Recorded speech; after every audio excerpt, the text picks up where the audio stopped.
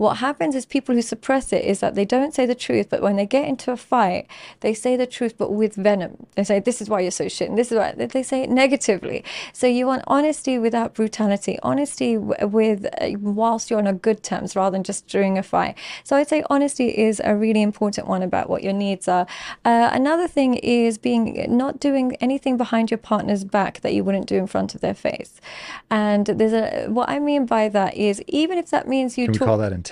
Yeah, I would say so, integrity. Because even if, let's say, for example, he's texting a girl or I'm texting a boy, if that's something I would do in front of him, say, I'm just messaging this person, or I'm just talking to this person, there's nothing wrong with that. But where you would do it the same behind their back as you would in front of them. That integrity is really important. You don't become a different person when they leave, because the people who do that end up having two parallel lives. They live completely different lives. And I think it all kind of boils down to honesty, really. I would say, if anything, I would just say honesty is a really important one, because it enables all the other features of a good connection to thrive. If I'm honest with you about what I like in terms of emotional intimacy, we create emotional intimacy. If I'm honest what I like in terms of physical intimacy, we create that. If I'm honest about what makes me less attractive to you, we create attraction. So I just say that honesty is a really important one. Would you add anything else to that one? So we've got honesty, integrity. Yeah, so mine are the four that I have tattooed on myself. Respect. What does respect look like to you? Because I know that's something that men always talk a lot about. But in literal terms, what would respect look like from a man's perspective? So respect is one of the reasons I chose that is a lot of things go into that. So for me, being honest with somebody is how you show them respect. Right. If I'm lying to you, I am not respecting you. If I lack integrity, I'm not respecting you. Yeah. The easiest way for me to explain respect, though, would be my wife went from a traditional housewife, and I loved it because she took care of everything. It was amazing. In fact, at some point, we should talk about what it was like for the two of us to research and interview you on the same day, because it was had us asking each other questions. She mentioned something. Yeah, which is really actually really fun. I really wish more people would do things like that. They should watch your episodes and then talk to each other.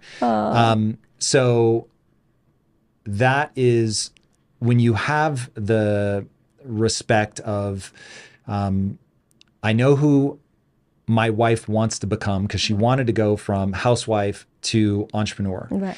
And that was deeply uncomfortable for me. Right. And I had to mourn the loss of my traditional wife. But I needed to respect that she wanted to become something else. And so the thing that occurred to me as we were going through this was, I believe, I mean, going back, you really put great words around it, that I have a duty to my wife's well-being. Yeah. And so the words that kept occurring to me were, I want you to be the best version of yourself. Yeah. And so I would never want to stop you from becoming who you want to be. Right. And so she was very graceful in letting me mourn that I was losing something. Yeah. And then I showed her the respect to help her, not only give her the space, but to help her become the person that she wants to become, and not just be a cheerleader, but literally be a savage in the fight for what she wants. So there's a lot that goes into that. What did you miss about her going from traditional housewife to successful entrepreneur? Man, this is a big because she mentioned today that she was watching one of my videos, and I talk a lot about how men, I know it sounds so ridiculous, but they just love a meal from their wife. It doesn't even have to be home cooked, just her plating it or her knowing what he likes. Do you get why that matters to guys? I don't know if that's an evolutionary thing, if it's something that's in them, but I also think that because they're not so verbal, acts of service means a lot to them, because they don't know how to express their needs sometimes. So somebody understanding their needs and predicting them before they have to say it. But that's why, for me, now this is one where I'm not confident enough that this is universal. Please explain to me. The having somebody understand me so well that they can anticipate my needs, and that I'm so important to them that they want to make that need go away before I have to deal with it. Yeah. But there's a reason for that. Now, there's a lot of tension around what I'm about to say between my wife and I. Yeah. This is so fascinating to me, because this is, I think, my wife's fundamental misunderstanding of the nature of a man. Right. And I am a savage for my wife. Yeah. Everything I do, I do for my wife. Yeah. I work as hard as I work for my wife. Yeah. Now, here's the problem. My wife wishes I wouldn't work that hard. Yeah. What do you do with that? So now my wife is crying out for me, please work less. You say you do this for me, but I need you to work less. And what I'm saying to her is, I need to be appreciated for how hard I'm working, which is what you show me when you recognize my needs and make them go away.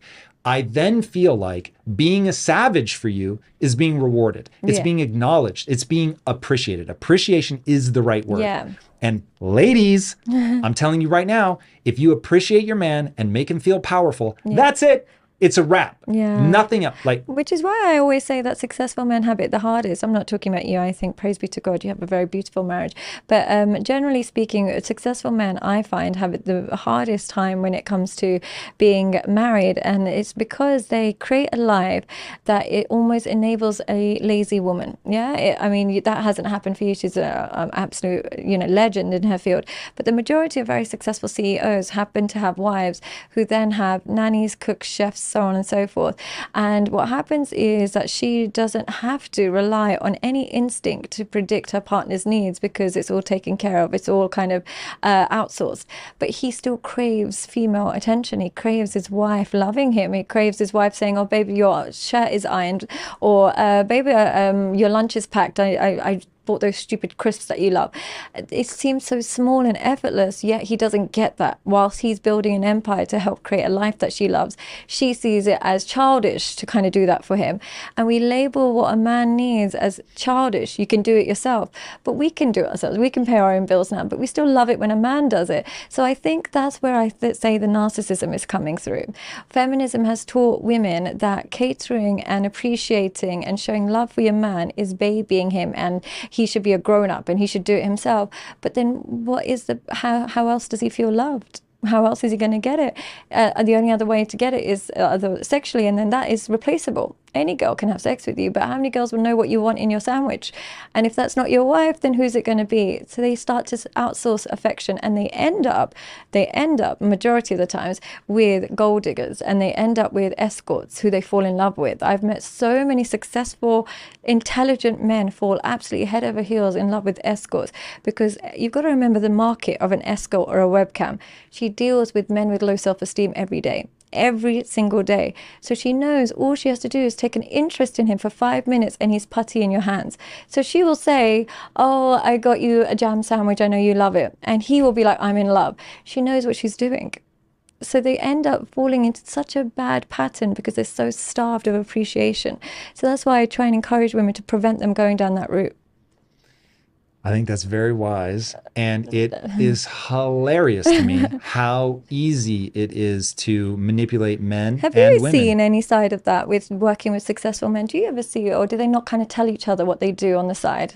Yeah, guys are they not don't going tell to each be other, open right? about that kind of thing. Like what makes you putty in somebody's hands. I mean, you can sort of pick it up with some guys, but no. You don't see it as much, maybe because I live in Dubai, so I see the average 70 or 60-year-old man walking around with a 24-year-old, a model, and then you see what's happened, like you see how he's got there. But what would have happened is years of feeling neglected or rejected. Now somebody just makes him feel alive. Although it's transactional, they're willing to pay that cost just to get that feeling. Right.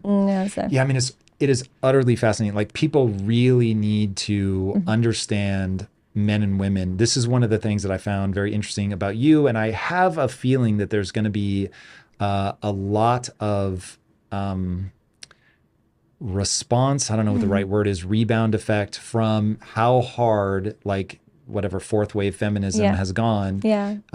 And then the other side where women go, oh, wait, to get a man and to keep him happy, these are all the things that I have to do. Yeah. And because I think there's so much evolutionary pressure at our backs to deliver in that way, I think, and look, everything is a cycle. And so if we go now into a sort of deeply traditional part of the cycle, there'll be a rebound against that later down the road. Of course, and this stuff will just cycle. But do you think that's where the red pill came in? And is it they found a space from that? Ooh, no, the red pill, I think, is a response to the velocity of information, people feeling very rejected, the algorithm starting to feed you somebody who's like, fuck these women.